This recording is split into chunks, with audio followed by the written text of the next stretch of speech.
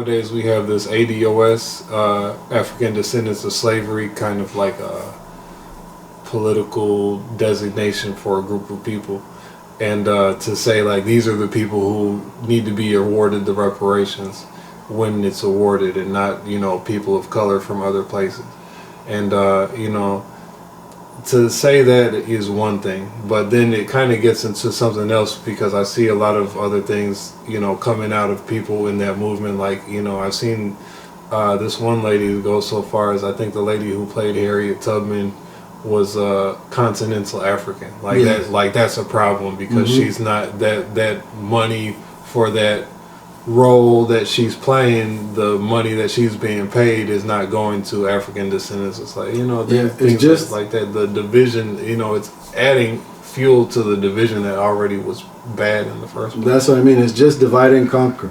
We find ourselves, when you give the education to your colonizer, your education and the education of your children, when you give the rights to it, to your colonizer, then you will always find yourself fighting the very battles that push you deeper into it. So that's what it is. It's just divide and conquer.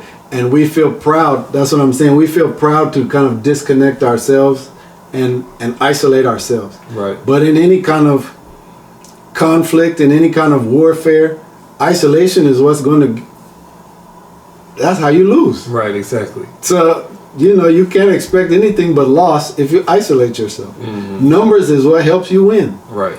So the thing is that if you even will have United States of America talk about reparations and wanting to repair what they did to Africans in bringing them over here, and then you want to allow them to talk about, well, what about all of those that were brought on the same ships that went to the Caribbean, all of those, because a lot of the Africans that were enslaved in America came through the Caribbean. And then what about all of those that were then influenced and colonized in Liberia, that this nation went over there and did?